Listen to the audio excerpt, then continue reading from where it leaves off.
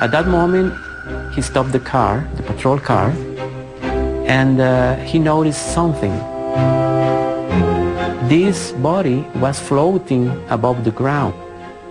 He turned on his high beams for a better view. Estaba vestida de negro y tenía los ojos grandes. Y tez morena. Ya no la alcancé a ver más. Estaba vestida de negro, traía un gorro con una punta hacia atrás. Pero no tenía nada de escoba, nada. Pero iba volando sola.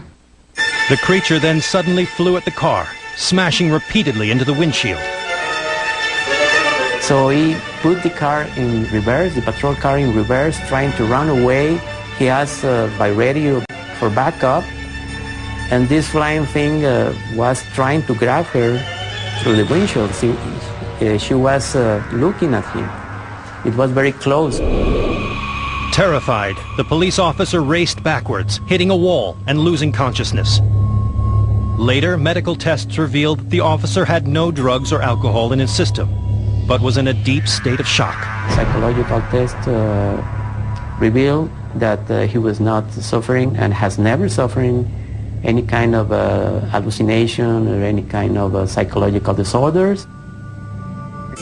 Many ufologists say that what attacked the officer is a new and frightening alien being called a flying humanoid.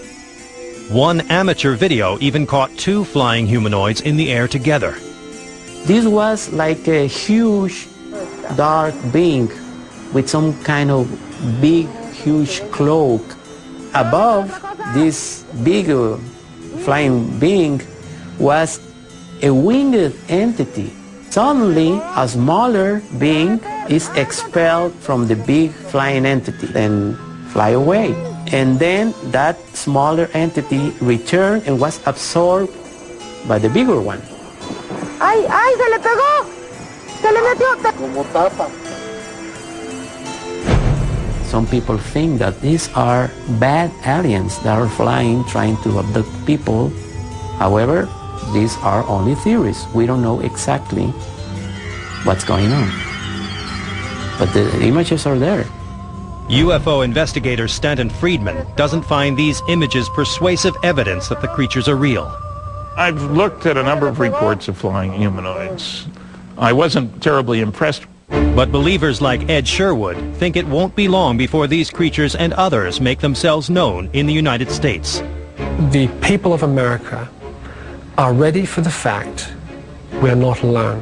And I do think that coming up in the very near future, there is going to be an unprecedented UFO event, an event that once and for all affirms that we are not alone.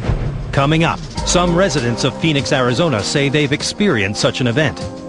Is this proof that we're not alone? Thousands and thousands of people saw it.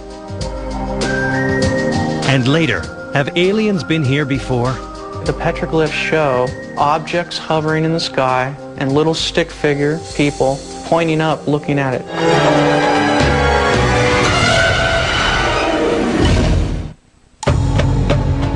The desert climate of Phoenix, Arizona has made it one of America's fastest growing cities. Visitors seek out its luxurious spas and world-class golf courses, while residents enjoy sun-drenched days and moonlit nights. But on the evening of March 13th, 1997, as people across the state gathered outside, hoping to catch a glimpse of the famous Hale-Bopp comet, those clear desert skies revealed something far more spectacular. What emerged from the Arizona night triggered the biggest UFO controversy since Roswell.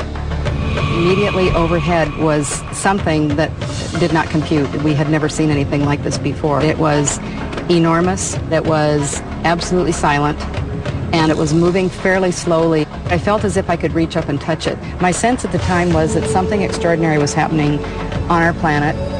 A formation of extremely bright lights in a V shape flew from one corner of the state of Arizona to the other and turned around and flew back. 3 hours.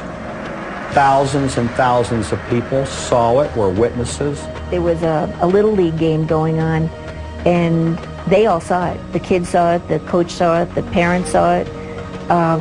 There were people that were shopping, going in and out of the malls, and they saw it.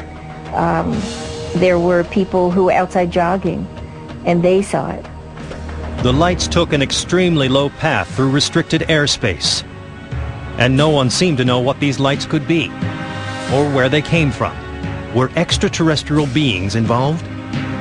Concerned, Frances Emma Barwood brought the matter up at a televised council meeting.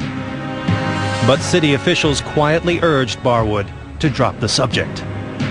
One of the assistant city managers came to me and told me, if anybody asks, you know nothing and don't talk about it. Barwood decided to pursue the mystery further, but no matter what branch of government she turned to, Barwood says she came up against a brick wall. As far as the Phoenix lights are concerned, the government knows nothing. Barwood believes that if the government had investigated the matter, they would have discovered that a handful of witnesses had also filmed the strange light formation. Jeff Willis, a UFO photographer for over 10 years, was in the mountains above Phoenix that night and shot video of the lights at 7:30 p.m., almost 3 hours before the mass sighting. They were probably, I would say, a good, probably about 35 miles away, and from their size, it's really hard to determine, but I would say they were probably as big as 3 jets put together in length.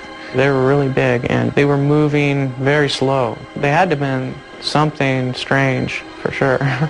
The footage that revealed the most detail was shot later that evening by a physician who until recently remained anonymous. I was a healthy skeptic when I began all this. Even though I saw something myself, I didn't come forward for 7 years. I stayed anonymous, looking to try to find a logical explanation for what I witnessed. Dr. Kitai first saw the lights in 1995, 2 years before the mass sighting, just a few hundred yards from her secluded home in the mountains above Phoenix. When my husband and I had our first close sighting, it was as close as that tree right there. It was extraordinary. There were 3 amber orbs in a triangle formation just hovering about 50, 75 feet off the ground for minutes. They were about 3 to 6 feet each, very soft amber color, and they didn't glare. And the thought going through my mind was, if I don't get a picture of this, nobody's going to believe it. As I was watching these 2 orbs, it felt that there was an intelligent presence staring back. Was this intelligent presence an alien being? Kitai believes yes. And in January of 1997, 2 months before the mass sighting, she saw the orbs again. This time they were at a distance, and they were far west, and I noticed them, they were in a line formation. As I'm ready to shoot the 3, suddenly 6 amber orbs in a row, equidistant from each other, massive span, it was over a mile wide, popped up over the 3. It was really unnerving. I have to tell you, I started to shake a bit. But I did take 6 pictures in a row. And as it turned out, I caught this unexplained phenomena head on, turning into a V shape as the 3 orbs underneath were disappearing. When Dr. Kitai realized how many other people had seen the lights that night, she decided it was time to share her footage with Village Labs, a high-tech computer imaging company. Founder Jim Dilatoso and his employees have years of experience in exposing fake UFO videos and photographs. I'm a scientist. I'm an experimenter. We're a lab. I hardly ever had said it before that the pictures that we had tested could be an extraterrestrial spacecraft. Using Kitai's video with 2 other videos shot at the same time, technicians were able to triangulate the exact position and path of the lights. We got very involved in converging all the images, matching up the times that the television news was on in the background with each of the cameras to create a position of greatest likelihood of where the object was placed. However, military personnel claimed that the lights were created by high-intensity flares from an Air Force A-10 aircraft. I think that best explains the eyewitness accounts and the actual videotape that we have of them. I mean, we have pretty good videotape. You can see them sort of coming into the screen, one after another, almost like there's a helicopter or a plane overhead that you can't see, dropping them one by one.